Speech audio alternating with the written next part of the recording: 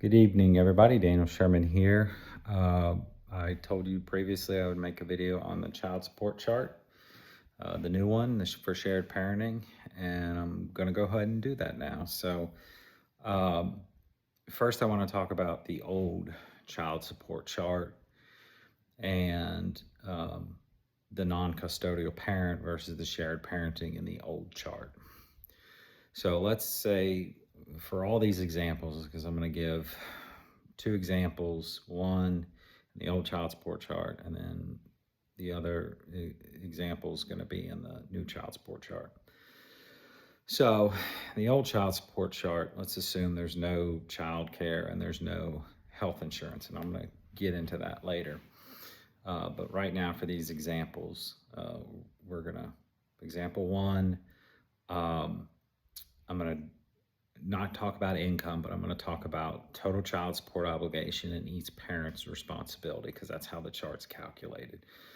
And if you don't know, just a brief refresher, they basically take mom's income, dad's income, they run it in a chart. They say, based on this gross income, let's say $5,000 a month, this is how much you have to pay in child support. And then they basically say, okay, what's the percentages? So if, dad, for instance, this example, I'm going to say dad, but really parent B makes 75, is responsible for 75% of it. Mom's responsible for 25% of it. So that's how it's charted, and your percentage is based on the income. So if, mom in this case makes $2,000 and dad makes, see, get that number right, be 6,000. Yeah, $6,000. Then that would be 75-25 split. So, because that's going to be 8,000, 2,000 of that. Divide the fractions, 1/4, 25%. So it's a little bit of a math for you. So if you like math, I guess child support is kind of your game. But in any event, in the first hypothetical old child support chart, parent A is responsible for $300 of the $1,200 child support, and parent B is responsible for $900. And again, the total child support obligation is $1,200.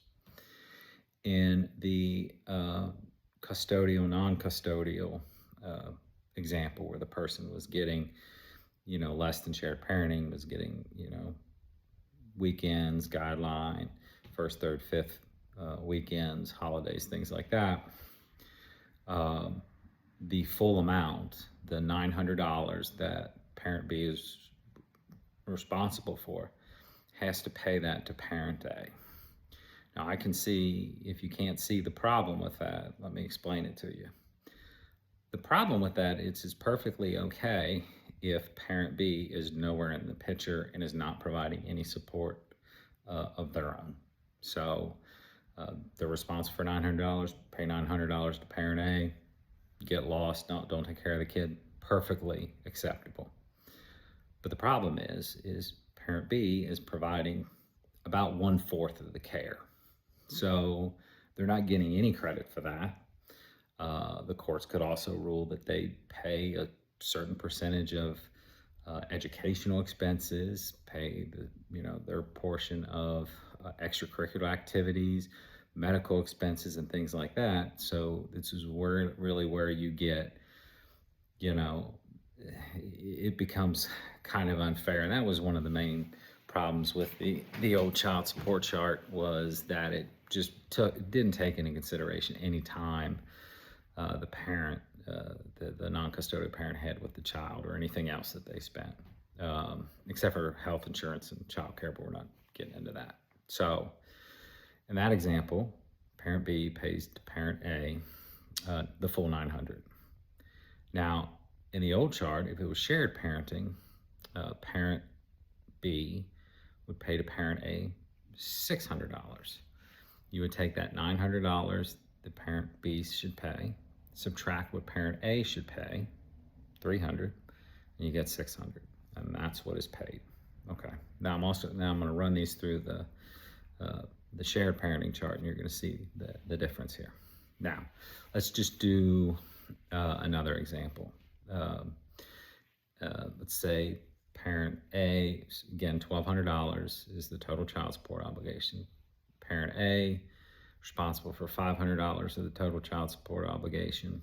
Parent B, responsible for $700. Incomes are a lot closer. In the custodial, non-custodial, parent B has to pay to parent A $700.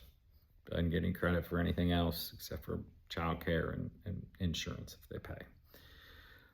In a shared parenting, you subtract, so you have 700 minus the 500. So parent B pays to parent A $200. Okay. Now, let's just say they both make the same, 600 and 600, in their shared parenting. You subtract one from another, you get 0. So that's how that works.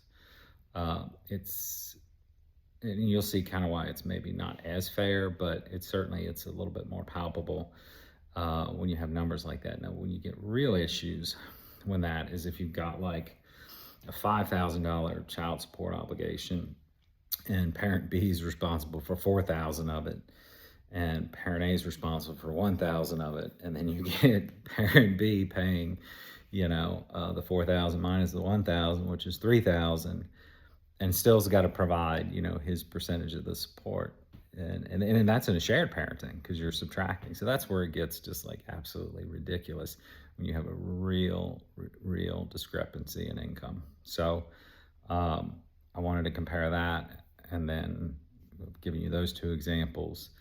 Now let's look at what happens when you run the shared parenting chart. Okay, so example number 1, $1,200.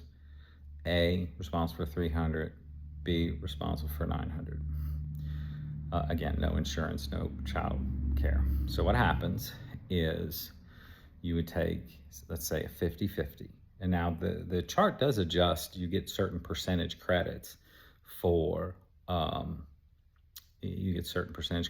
much you have the child. So if you have the child at least 17% of the time, I think 71 days, then you get that 17% credit. So I mean, it's a sliding scale. So no matter what, as long as you see the child or children relatively frequently, you're going to get a credit.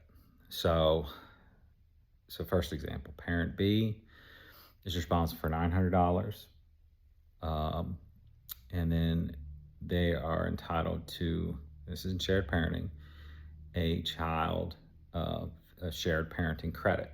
So the shared parenting credit is going to be 50% of the total child support obligation, basically saying that's what they're responsible for. So 50% of $1,200 is $600.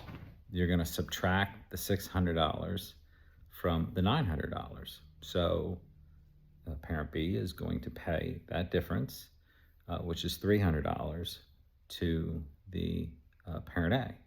Now that's a lot different than paying the $600. That's a big difference.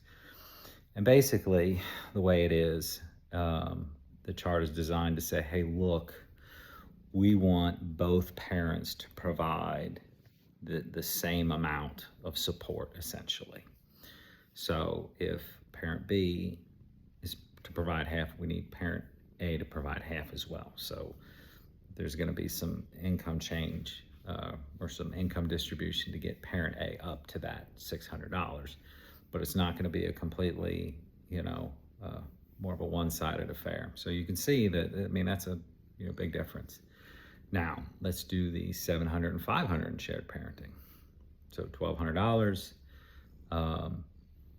you get the 7 and the 5.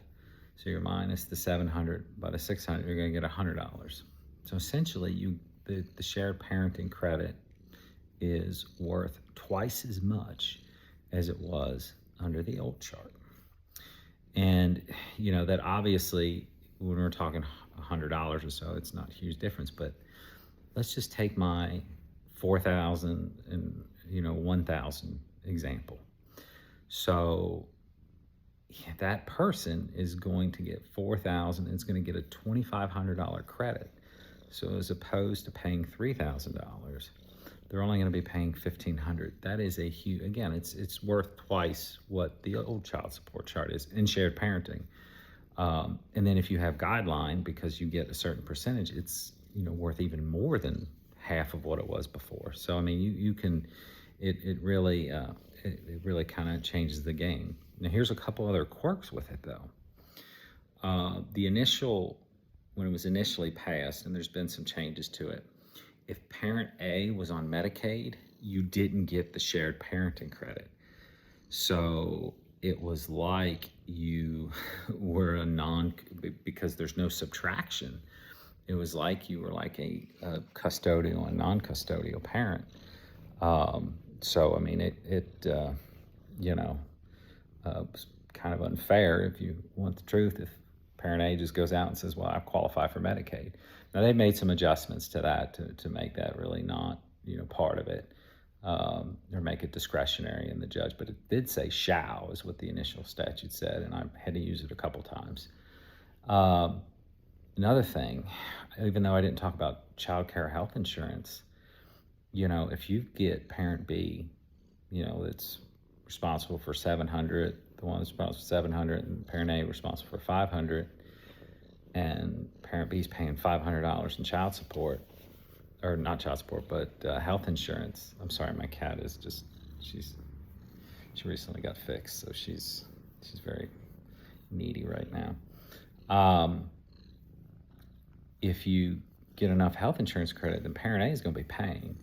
And in that case, I think parent A would probably pay to parent B about $150 is my guess, if there's $500 of health insurance, because you get the $100 that parent B has to pay, and then the percentage, and so it's about $150. So, I mean, it can result, which it would never result like that before, where the person making less money is actually paying to the person who's making more money. So it was essentially unheard of in the old chart. So those are some of the few things about it. I think it's, I think it's more fair.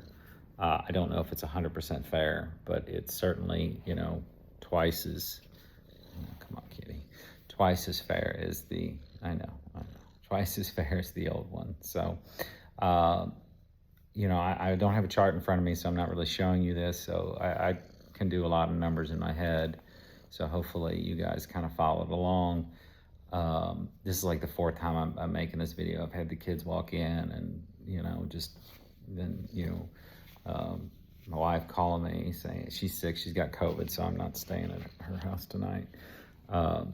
So I'm not making another one. So this cat, you're just gonna have to live with her. So, because I have to. So hopefully that helps you guys understand how the child support chart works. I know this should not have been a 13-minute video, but it is, because my attention was distracted quite a few times, especially with the cat and getting text messages, from my wife saying she's sick and bring her something.